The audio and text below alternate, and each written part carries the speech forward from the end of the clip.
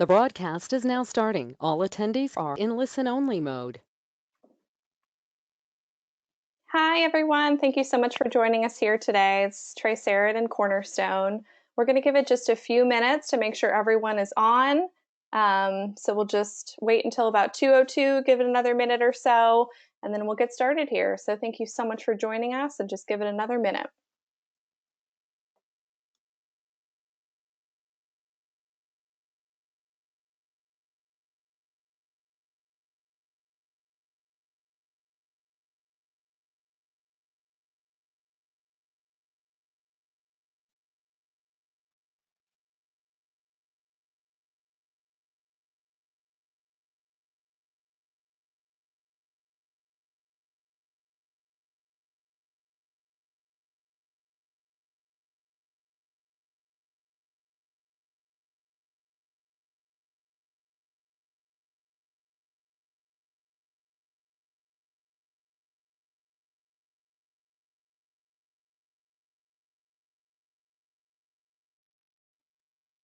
All right, thank you guys so much. It looks like we have a few more people jumping on here.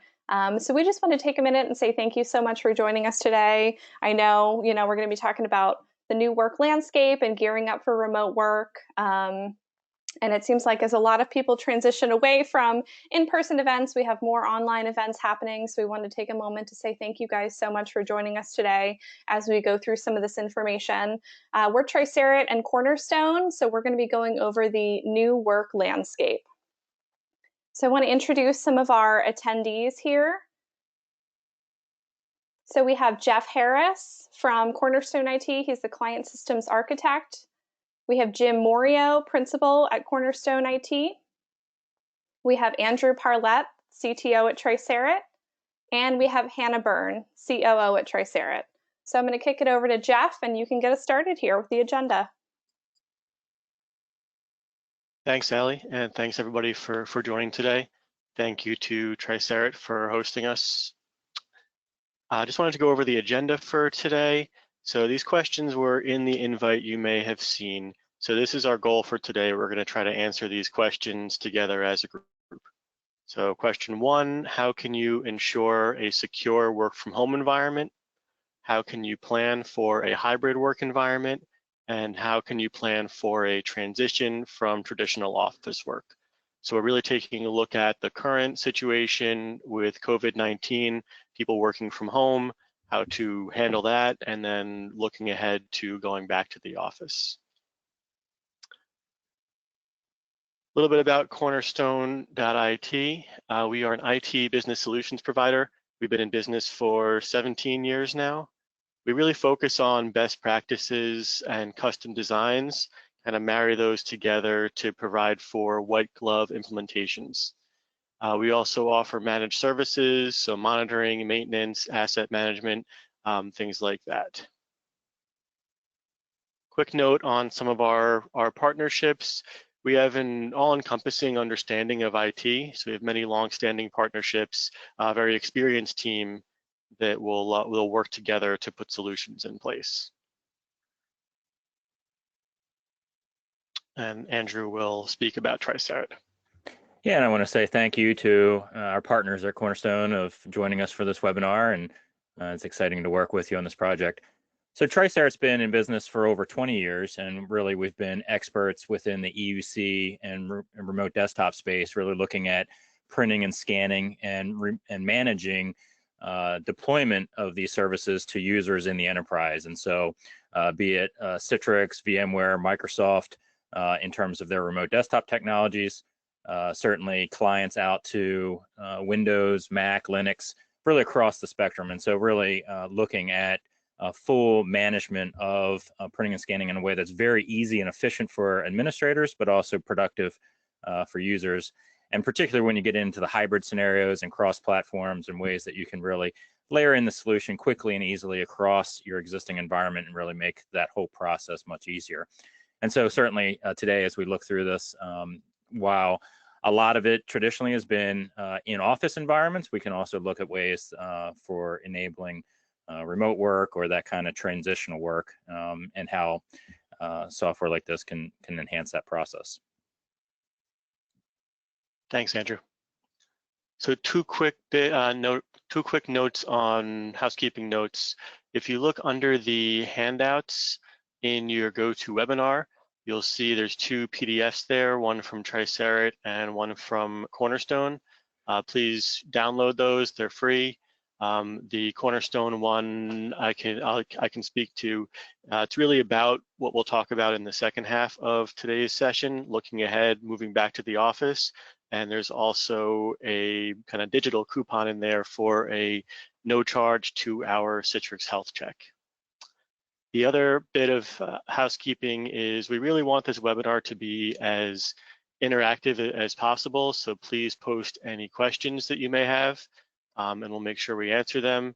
We're gonna, all the panelists will be speaking. We may have some attendees asking some questions as well. And with that, we'll move into our first poll question. So the first, as I said, the first section is about ensuring a secure work from home environment. So our first question, I believe it's going to pop up in a minute. There it goes. So what is your biggest challenge with staff working from home? Data security, the user experience, convenience, efficiency, system reliability and performance, or end user support and training? Take a minute to fill that out. There's no wrong answer, but we do want to make sure we're focusing on where people are having the biggest challenges.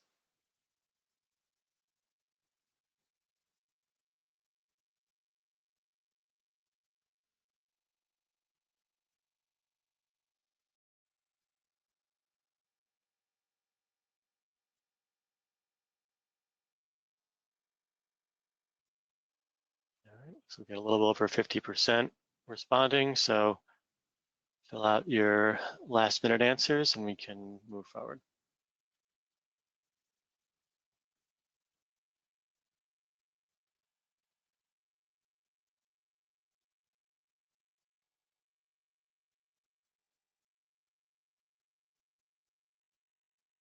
All right, I think we're good if you want to close out that poll, Ali.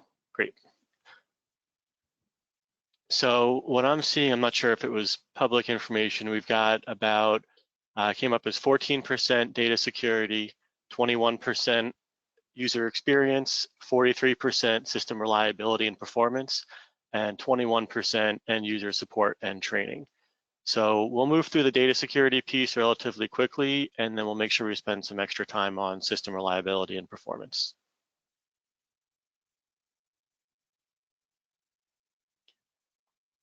So data security. A lot of security comes down to firm policies. So making sure people are using the right email system, file sharing, and it's a good time to make sure that the reminders go out about those firm policies, the impact of non-compliance, and tying the policies to the company vision or company mission.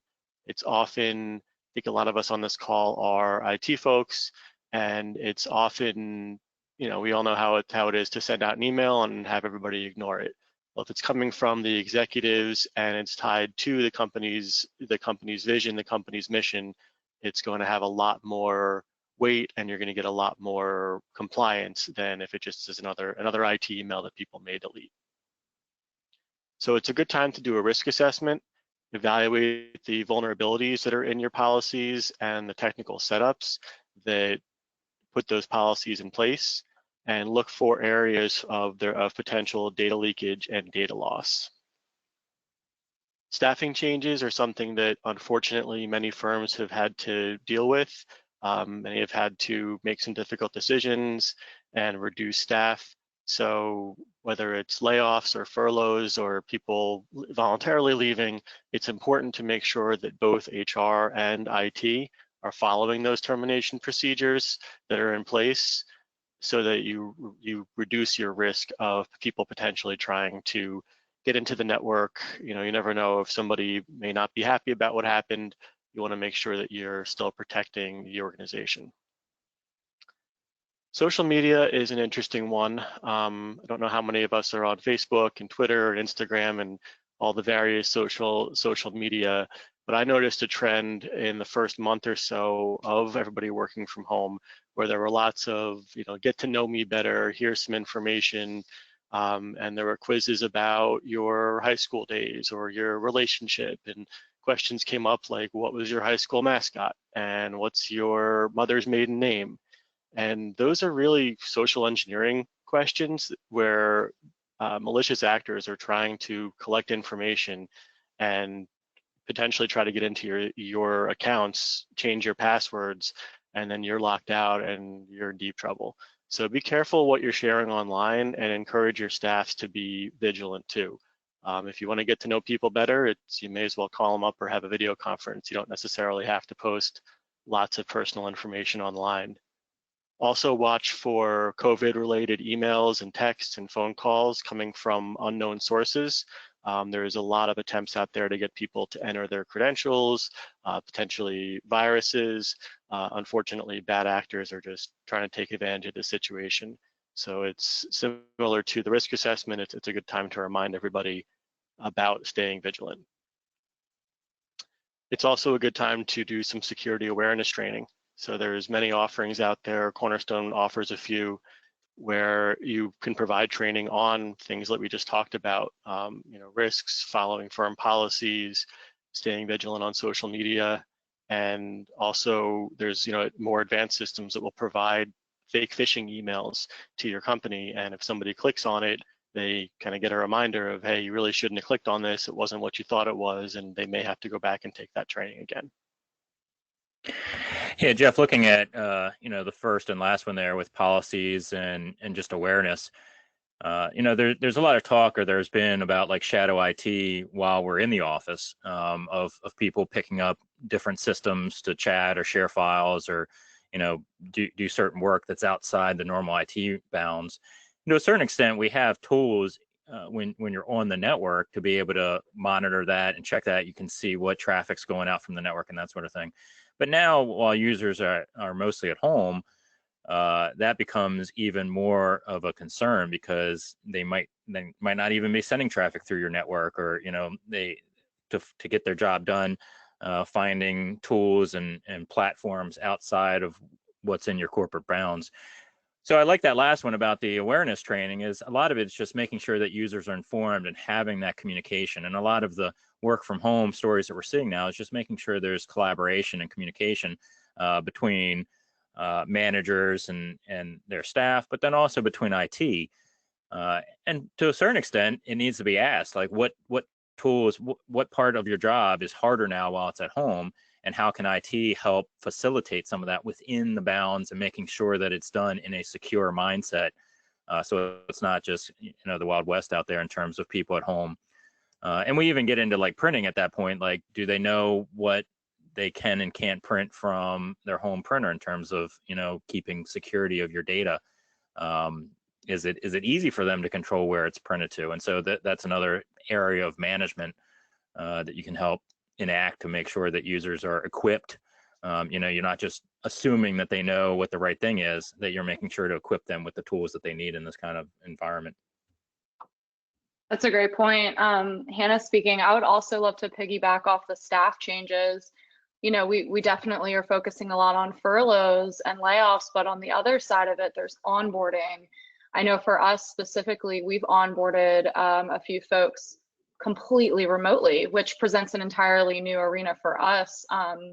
And so just to be very cognizant of making sure that your firm policies and your awareness training is buttoned up in time for this. Just wanted to throw out that point too. Thanks, Andrew. Thanks, Hannah. Those are all excellent points. So Andrew alluded to the user experience a bit and the challenges that people are having. Many firms went one of two directions, which is to send home a lot of people with laptops, or even mail laptops out as people went to work from home very quickly. Or there's a remote desktop option where you're connecting into a Citrix environment or remote desktop services, or any of the big players out there, where it's more of a containerized environment. And a lot of that comes down to convenience for folks versus security within that containerized environment. So I think the firms, the companies that have been in a pure remote desktop environment probably have less to worry about when it comes to data being outside their systems, or that shadow IT that Andrew mentioned, where people that have sent laptops out, it's a lot harder to know whether somebody may be sending files via their personal email account or using a Dropbox or a Box account for things that really shouldn't be there. So again, that's kind of a part where security comes into the user experience and making sure that people understand what they should and should not be doing. Yeah, unfortunately, we've spent, as an industry, quite a few years now working on, with Citrix Technologies and others, working on these remote desktop solutions that are secure in the data center, but accessible from anywhere. And so really, in terms of the timing of all of this, there is a lot in place. And for organizations that don't have those capabilities in place now, it's certainly a call to be seriously looking at ways that virtual desktops or other containerization things could really enable the business to be flexible when people need to work different environments. But we're also now being taxed a little bit because, like you have on the list, video conferencing, there is more local resources that need to be used. There's a lot more reliance on video chat within organizations. And so when you're using those remote desktop technologies to make sure that all the latest peripherals and everything are working in that environment, sometimes that can be a little tricky, and it brings up the remote support aspect of it. But certainly there's companies, Cornerstone is one that can work through those issues and make sure your users are equipped, and then as an IT staff that you can provide that capability and that support out to them in their remote environments. Yeah, it's interesting. We've seen our customer base has really kind of run the whole spectrum from ordering and configuring and sending home a ton of laptops for everybody to we already have a Citrix VDI environment, so connect in from home and nothing changes. And then there's kind of everything in between. Yeah, and speaking to Tricerat, just how we run business, we've got that same mix going on where there are laptop users that run some things locally, but then have some of their applications, or perhaps like the development environment or different portions of your work delivered securely from that remote desktop link. But it is that mix, it's that hybrid. You toss in there Office 365 and cloud services, and you're pulling data from these different places, which works great. But that's something that really needs to be considered in the security and the usability aspects of that, and making sure that the end users are trained up in that way. Yeah, I can bring up an example of someone from our customer base, a bank that actually needed help with secure scanning. I mean, we all know we were completely forced into this remote scenario very quickly, and they called us and said, wow, we're so used to just having all of these resources at our fingertips in the office to securely sign a document. We can't do this from home. So we're seeing things like that where new scenarios are popping up just because they need the resources to do it safely from their home offices.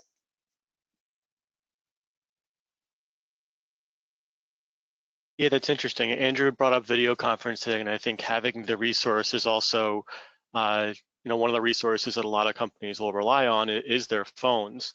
Cornerstone specializes in the legal vertical, and attorneys, live by their phones. So what happened when you had to go home? Some telecom providers allowed you to take your phones home.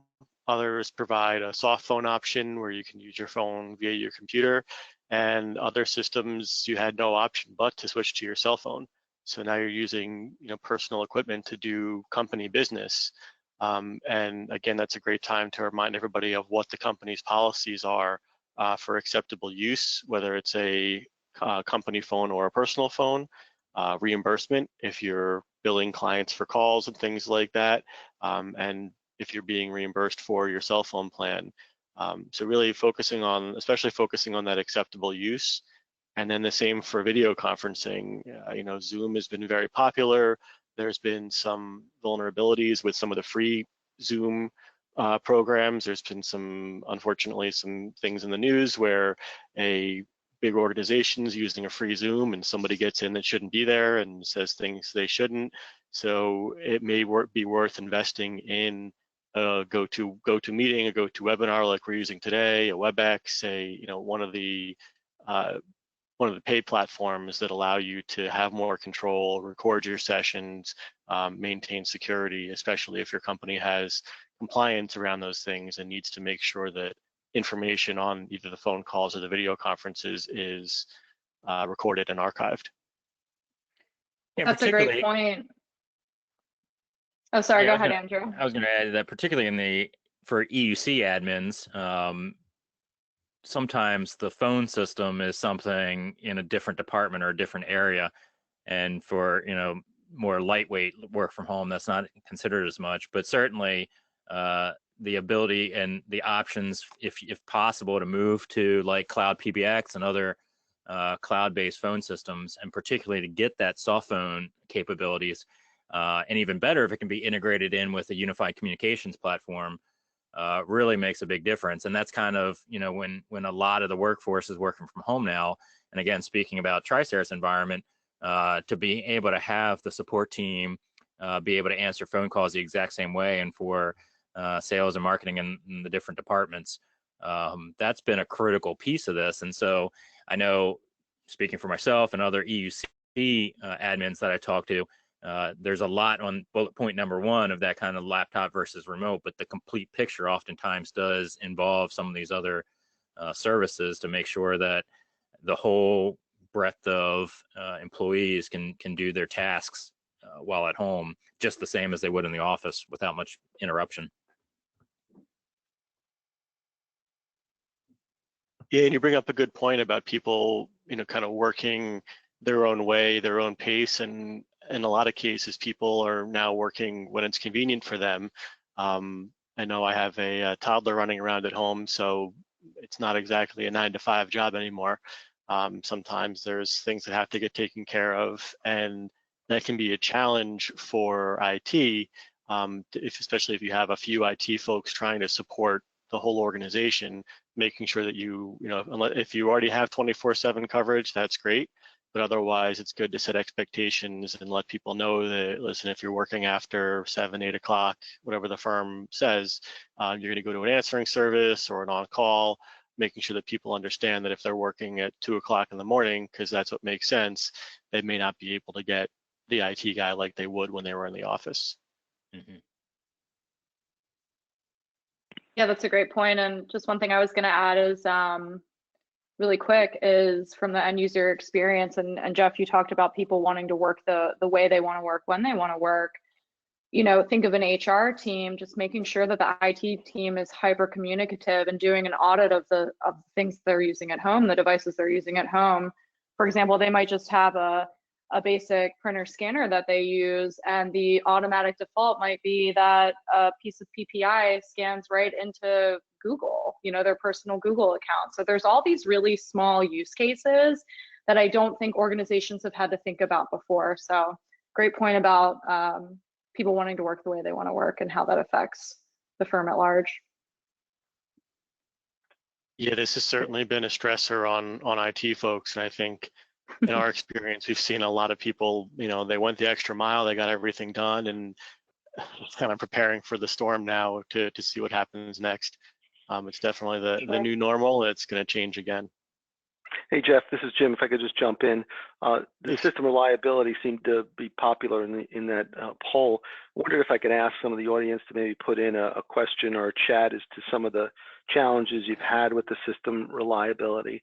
I know I could tell you from firsthand experience, we had a cutover of a firm in Houston about 2 weeks ago, and the firm gave the end users, attorneys, staff, other professionals 3 different options to connect into the firm. One was a Citrix system that they had designed to use, and then they put together also a remote desktop so they could remote to their PCs on the desk, and they also sent home laptops. And I could certainly agree with the system reliability and performance being a struggle. The staff with the laptops struggled the most because of the VPN connection and the bandwidth at home, whether it's their toddler, no, I won't say toddlers, but whether it's their teenagers using up all the bandwidth at home, and the attorneys struggled with the reliability of the laptops because they needed a better connection. So I'm curious if anybody wanted to put in a question in the chat what some of the reliability issues you had, and we could talk to them specifically. Back to you, Jeff.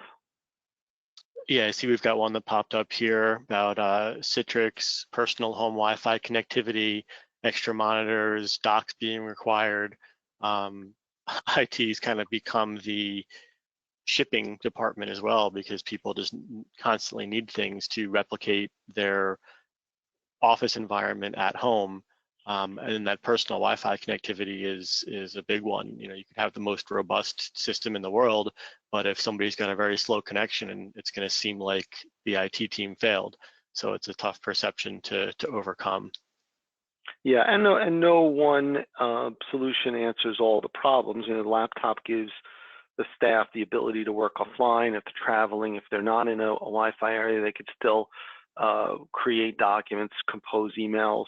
Whereas the Citrix products of the world are designed to handle poor connectivity, and that gives you a little bit more flexibility and reliability on poor connections, but it does not give you sort of an offline mode. So you got to really understand where your challenges are before you say this is how we're going to solve the problem. But fortunately, there are a lot of good options out there, and if they're designed well, they should perform. They should perform well. Definitely. I'll read a couple more of the comments here that are coming in. So somebody has a lot of remote connections with very poor service, including satellite, end-of-the-line DSL, and even line-of-sight connections. So again, that's the local connection being the problem. Narrow bandwidth resulting in latency or users being kicked off the connection frequently. So let's talk about some of the things that can be done. Many organizations have had to scale up their remote access systems.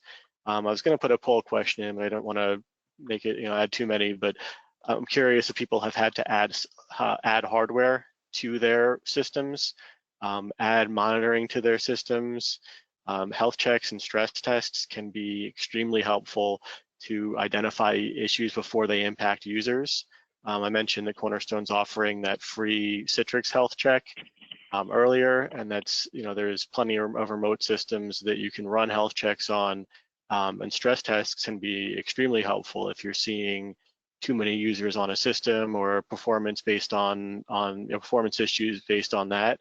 You can run a stress test off hours where it'll simulate, if you've got 200 people in your company, you can simulate 200 people working at the same time, using the CPU, using the RAM, and see at what point your system starts to degrade, so you can make changes there. I'll read a couple more of the answers here. Thanks to everybody who's commenting. Challenges with audio apps in Citrix. People need to drop out of Citrix to their local machines to participate in Teams and Zoom, but they want to share something from Citrix. So kind of going back and forth becomes a big challenge. And someone else had to replace their virtual servers sooner than expected for better service. So yeah, I think a lot of people were keeping the extra year or so for Microsoft and planning to replace their 2008 servers, and now that may have had to happen much quicker to handle the load, to handle what's going on right now. So monitoring can certainly help with reliability and performance, to be able to respond to alerts as they come in and fix performance issues. It can obviously only do so much. If you're spiking the CPU, the server is already pinned, but it's important to make sure that your IT team has the bandwidth to handle the alerts and monitor the system on a proactive basis, rather than constantly being reactive and handling support calls and service issues. And then maintenance. I mentioned the security issues before. A lot of security issues are handled by patches, whether it's from Microsoft or Citrix or whoever. and making sure you're still applying those monthly patches while juggling everything else is going to help protect your system and in some cases improve it. Yeah, I'll just add to that, Jeff. The firm that sent home the laptops, they found that the Windows updates wasn't giving them the new NIC drivers they needed for Wi-Fi and improved VPN reliability. So important to make sure that you're looking at the whole picture and the latest drivers for those devices that are remote, because sometimes that'll make the difference on the reliability of the connection. And speaking from my own experience, I resonate with the person that commented about upgrading VM servers. That's something that we went through a brief cycle of right at the beginning of really shoring up the VM backends that we had just because of the additional load. And it also, to the monitoring and maintenance, same type of thing.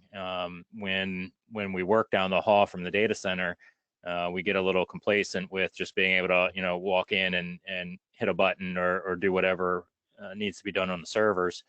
But now making sure like all the IPMI is set up so that we can remote into any of the consoles, that there's certain redundancies for like the VPN connections and just in terms of like the stability of the system, and monitoring is just a big part of that to make sure that all the components are functioning and that we can be more proactive in that, especially when even IT is remote. That certainly makes a big difference in terms of being able to respond and keep those services online, even when we don't have the same kind of conveniences when dealing with being right there next to the systems.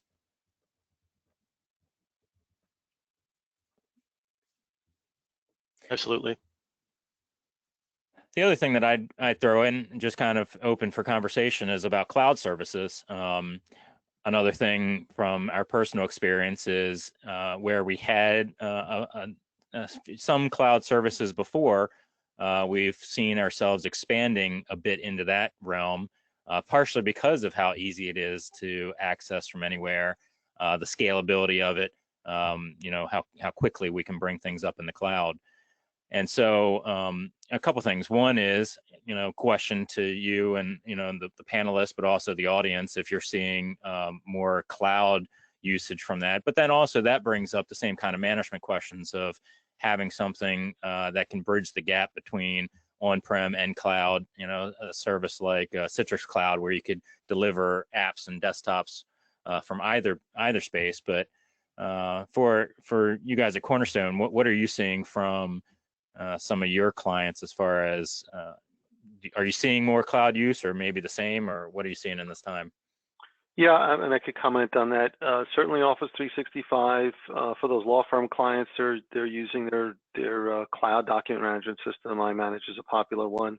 So that's certainly helped with those folks who don't need always to connect into their office. They can actually just take their laptop, and with an internet connection, they connect right up to their email and document management without having to connect into the office. So yeah, definitely a big very popular with cloud services providers.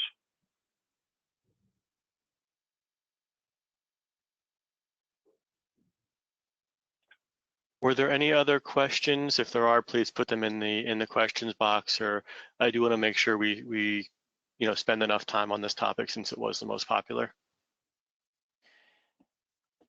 Yeah, and then when we're talking cloud, for instance, one of the things is WVD, but that brings up the same challenge as one of our audience members pointed out, of the technology isn't quite there yet in terms of connecting Teams into those WVD sessions, or at least in terms of full audio and video capability. Microsoft's making quick advancements there for sure, but that's still a challenge that comes up. So there's both ease of use there, but then also some of those challenges of managing certainly audio and video among some other peripheral type things in those kind of remote resources. And so oftentimes it does take a little bit of a balancing act. And it goes back to that training of making sure to have the users understand the capabilities that do work through those remote environments, but then where they need to leverage local resources as well. It can be a pain for the users, and that's just where, as IT admins, be getting into the latest virtual protocols and whatnot, latest Citrix receiver, the things that can leverage those kind of remote capabilities, even in the audiovisual space.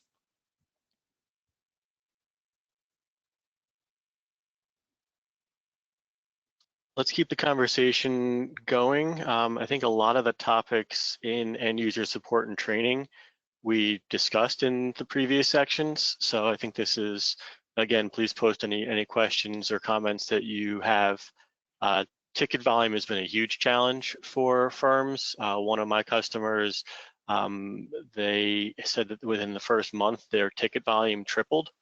And this is a two-person IT department supporting over 100 users. So I don't know how they slept or if they slept in that first month or so, but it was definitely a challenge. And a lot of times IT is dealing with an increase in support tickets with reduced staff if they were hit by those staffing reductions as well. Home network support came up a lot in the questions, and that's probably the biggest challenge everybody's dealing with right now.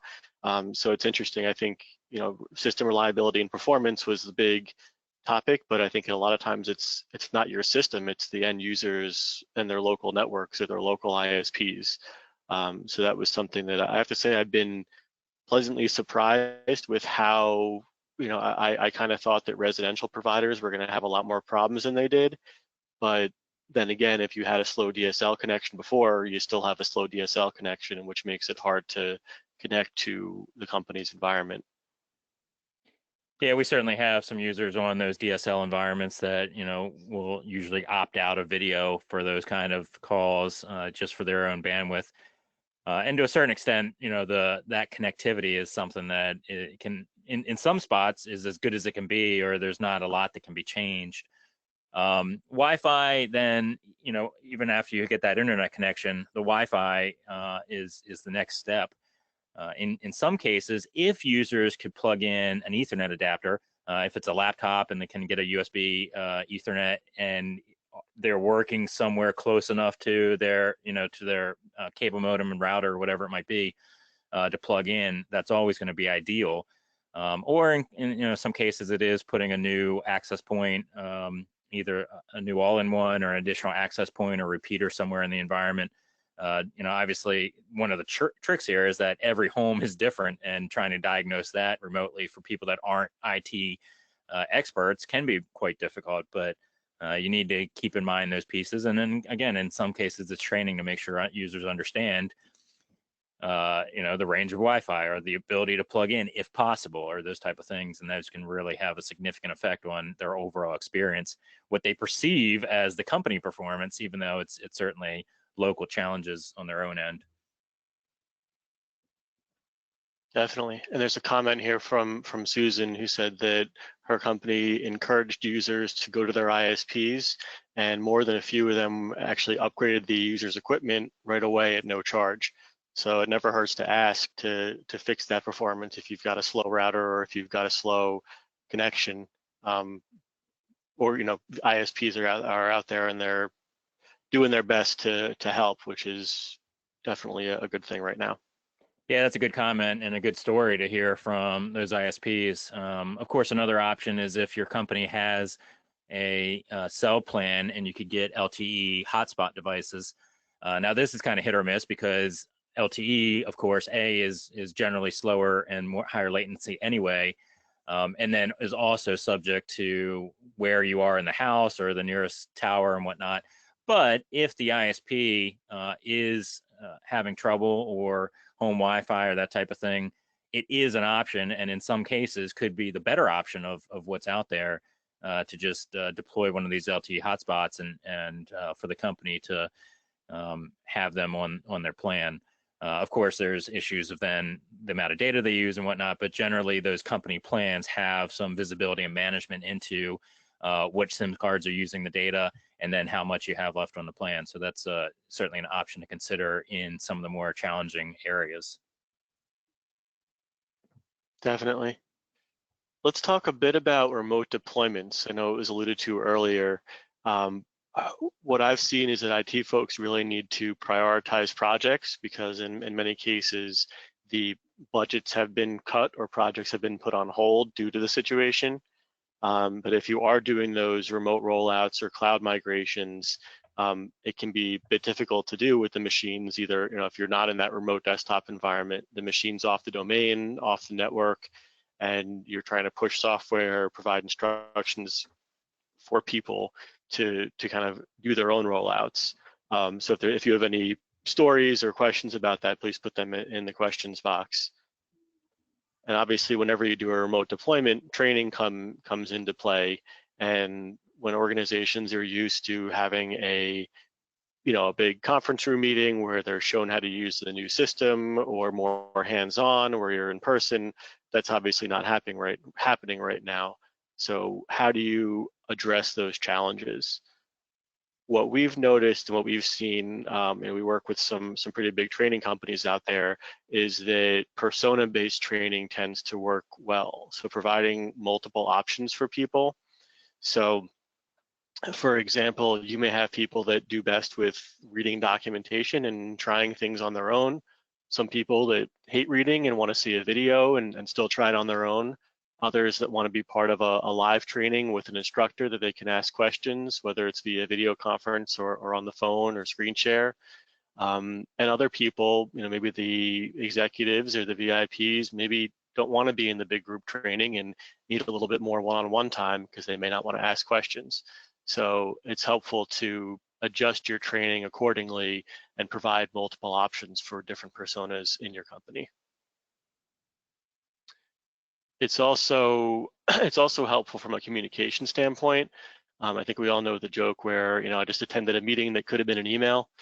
Well, I think in this situation, the opposite is actually true, where emails are flying around nonstop and people may not be reading them. So if there's something important that needs to be communicated, whether it's about the quarantine situation or opening the office or about a new software training, it may be helpful to have that be a meeting, a communication. I know Cornerstone's been doing a big company meeting every Friday or every other Friday, where it's kind of an open forum to ask questions of management, and any important information is relayed in those meetings so that we don't have to wait for an email. And it's helpful to hear it and see people as opposed to just seeing text. And Jeff, I could comment a little bit about the remote deployments.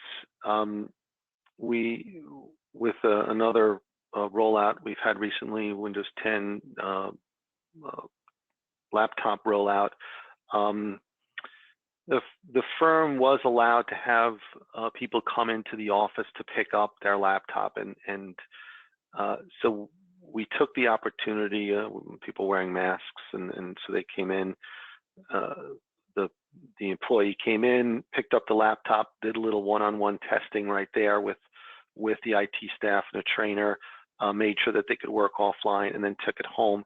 And we were surprised at how many people were willing to come in and actually pick up their laptop. Maybe they were just tired of being home and wanted to get out of the house, but we were surprised that not as many people asked us to ship the laptops as many as people came in. So just a note that people are willing to come in, get a little one-on-one time, although obviously you got to keep your social distance, wear a mask, and pick up the laptop, do a little testing, and then head home knowing that their device worked. So that's just a observation from a recent Windows 10 rollout we had.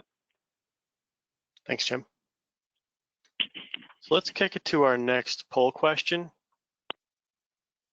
Jim alluded to this, and we've talked about it kind of in passing, but we all, a lot of things have been changing. Obviously, everybody's been following the news, and restrictions are starting to be eased and offices are starting to be open.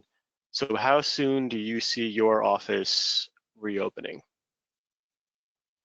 0 to 1 month, 1 to 3 months, 3 to 6, 6 or more, or not sure yet?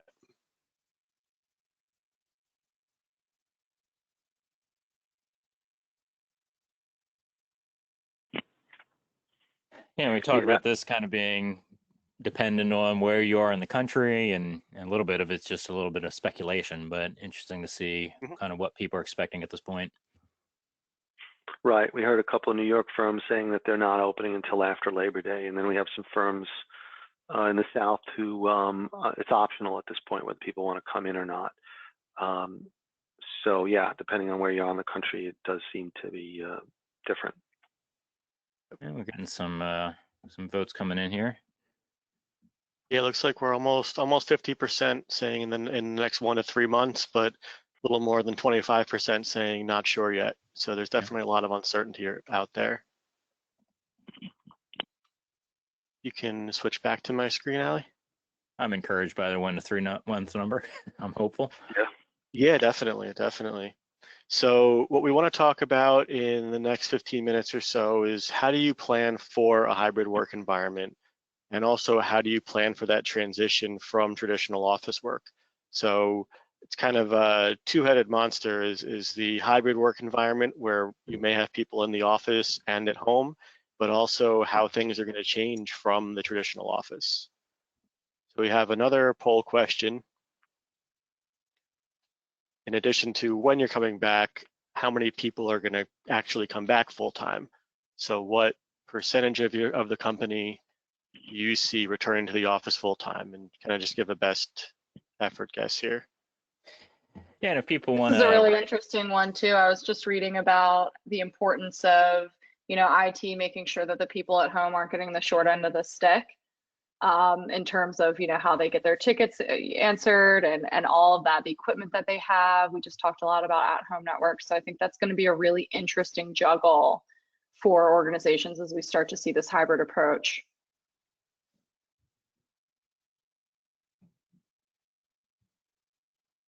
Definitely, yeah, and the responses we're seeing are definitely supporting that.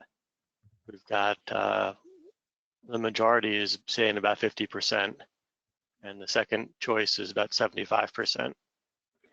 Yeah, and if people want to, once you vote in the poll, maybe if you want to add in to the Q&A area, just if there's specifics, like maybe you're in an area where the governor has stated a 50% return, or that's what your CEO, your CEO or management has said, or where this is just kind of, based on your own planning type, planning or thinking.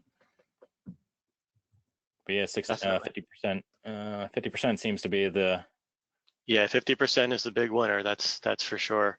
And that's interesting. That kind of lines up with a lot of what we're seeing around the logistics for reopening the office. So many places are anticipating having restrictions. So I think we can all agree that getting everybody to work from home was very difficult. I hate to be the bearer of bad news, but getting people back to the office is probably going to be harder. There's really no precedent for what has to happen here. I've been doing a lot of reading about this, and it's just, everybody's kind of figuring out their own system for the first time. I'll add that we're going to provide some recommendations here, but we obviously recommend that you follow all federal, state, local laws and guidelines, but we do have some recommendations or things to look out for when you are reviewing those guidelines. So again, with that 50% being what people are anticipating, that means you're probably anticipating some staffing limits or staff rotations based on either building restrictions or just capacity restrictions. If you had a very tightly packed office before, you're probably not going to be able to get everybody in the office. There's things to elevators in big buildings are going to be, there's probably going to be long lines with people 6 feet apart. So you may want to just have people stay home in certain scenarios.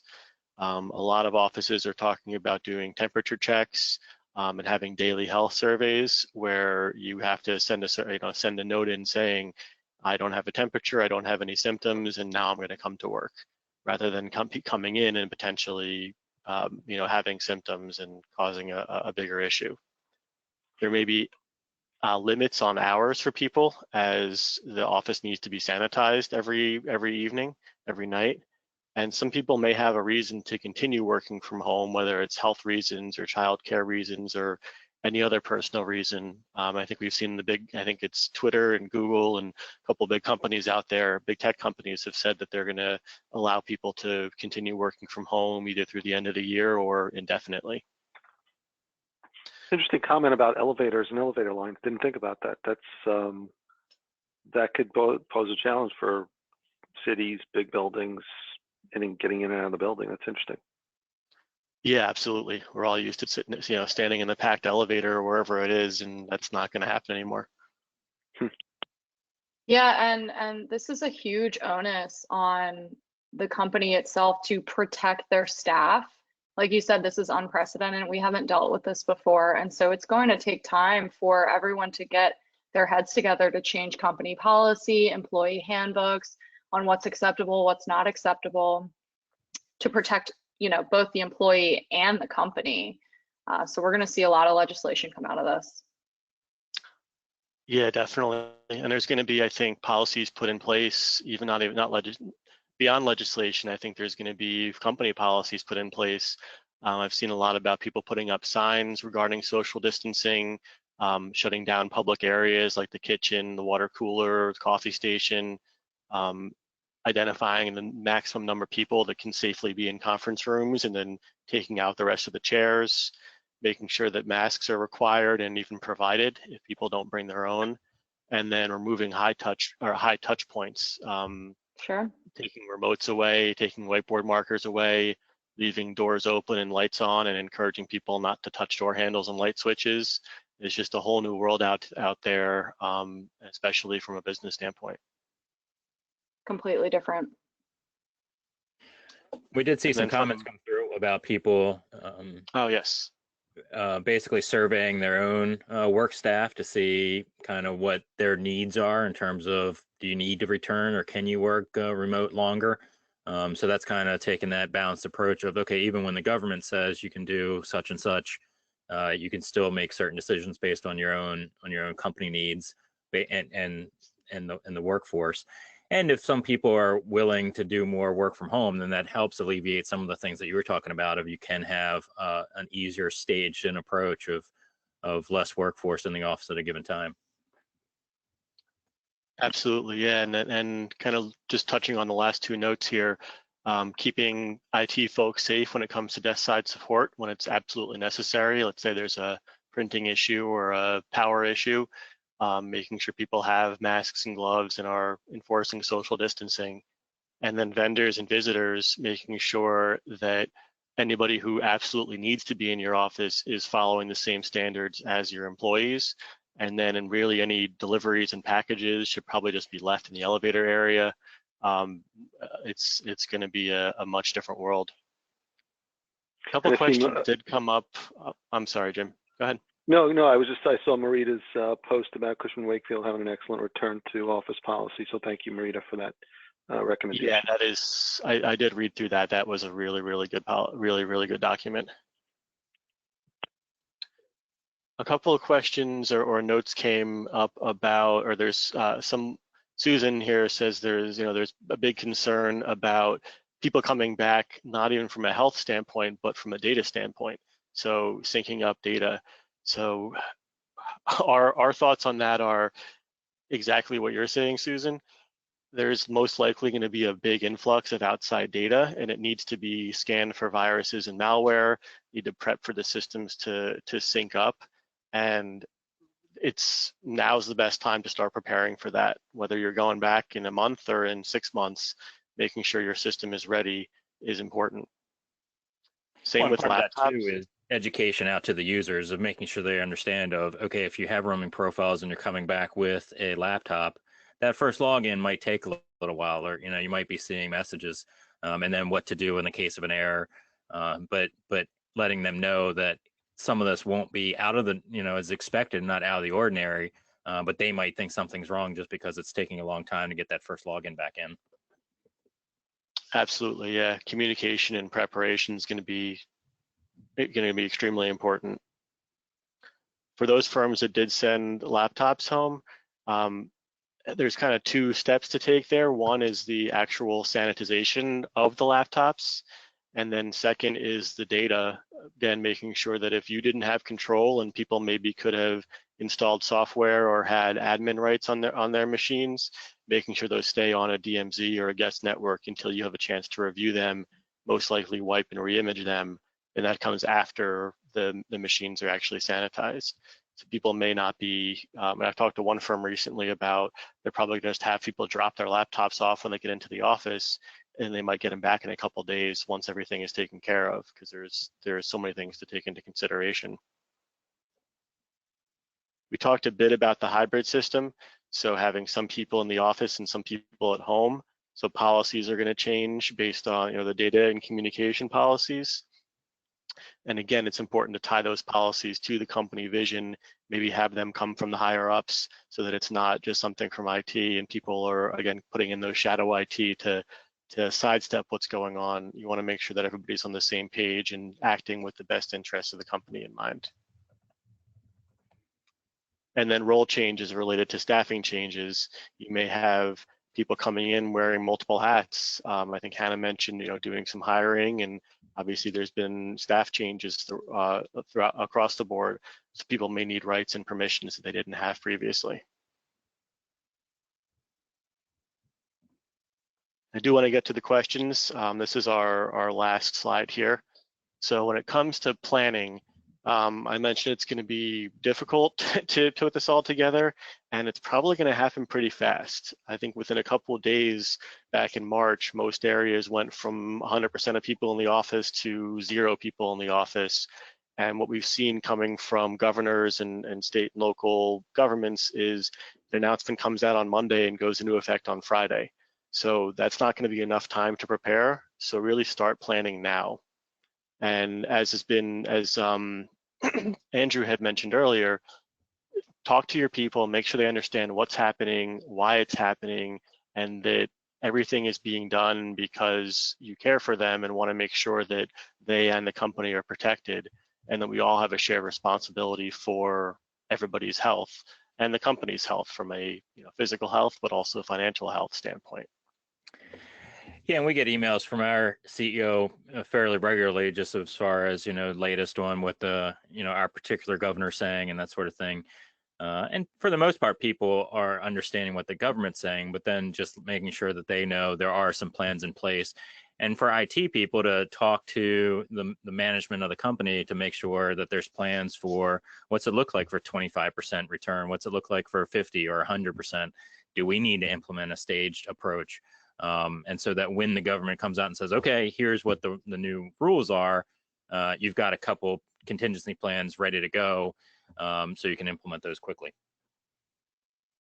Yeah, definitely. I think you want your plan to be adaptable, as you mentioned, Andrew, because things are going to change. And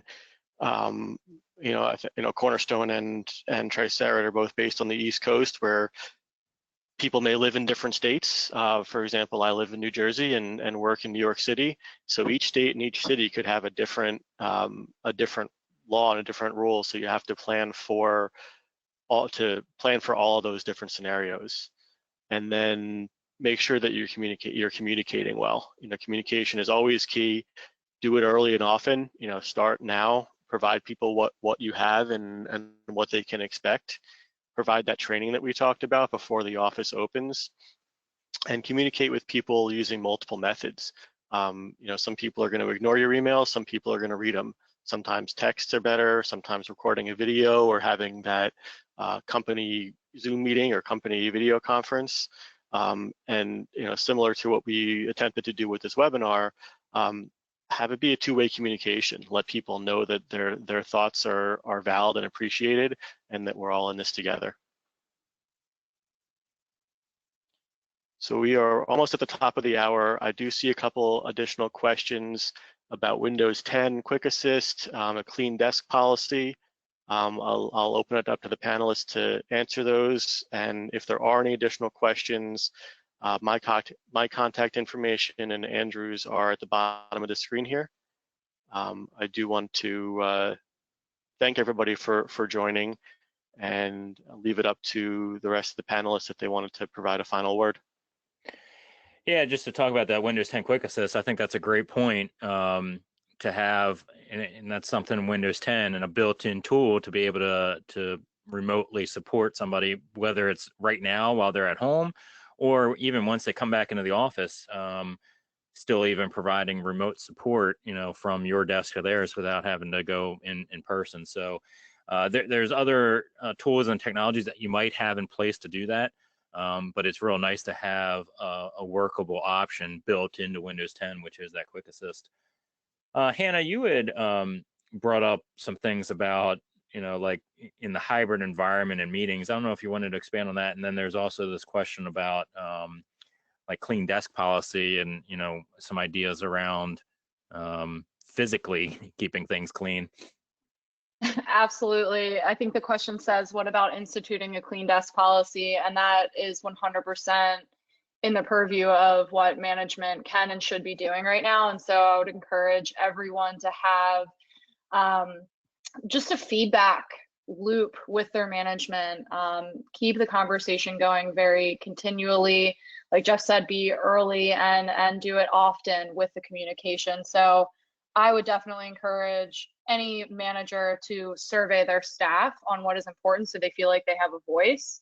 And then also just, again, encourage that everyone's safety is always top of mind and of the most importance. So I'm really appreciative of that question there. I think it's very important. And then Andrew, yeah, about the hybrid meetings. I think Tricerat actually has a lot of experience with this just because we've been practicing work from home for years. But what we've run into is, and I've been reading a ton of articles about this, people at home can feel a little left out in a meeting. There's side conversations happening. Maybe the audio isn't clear, maybe the video is lagging, and that can lead to a lot of frustration for the people at home. Likewise, in the office too, it could be frustrating if someone's network speed is not up to par. So just making sure that all of that is prepared and ready to go, and that you're making sure that you're communicating with the people in the office about best practices for when you're having virtual meetings. Yeah, and right now everybody's sitting in front of their own screen, their own camera, and their own microphone. But then when it's that hybrid, you've got that mix, and so make sure that Zoom has a meeting rooms option, Teams has meeting rooms. I'm sure all of the platforms have that. Make sure it's easy for people in the office to hit a button and join a meeting that can then loop in the internal or the remote workers. And similarly, we've gone into these communications head first now, the platforms being Teams or likewise. Make sure to keep that up, and so that everyone is on the same page, in the office and out. And I think it's critical during this time that we have the IT team talking to the managers frequently, right? So training on Zoom, we just talked about Zoom, making sure that it's okay for people to feel like they can click raise hand in the meeting. It might sound kind of funny, but those are little nuances in these pieces of software that plenty of people aren't aware of. And so some of those smaller nitty gritty things really come home to the organizational culture. So that's something to think about. And two, on the flip side, if you're empowering your managers to talk about IT initiatives and what's going on in the planning, that can reduce ticket load. I saw a statistic on LinkedIn about that, making sure that IT is talking to, it could be a marketing manager, right? And maybe that person isn't 100% tech savvy, but giving them and equipping them with the tools and the knowledge to talk to their team about what's going on, so that you don't have end users calling you left and right about low level things.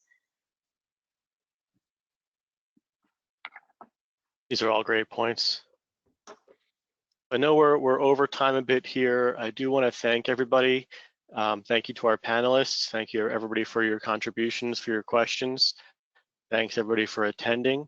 For those still with us, please make sure you download the handouts, one from Tricerat and one from Cornerstone. And I believe there'll be the deck, and there's going to be a recording available from Tricerat. Thank you everybody. Thank you, guys. Thank you. Thank you. Stay healthy, everyone.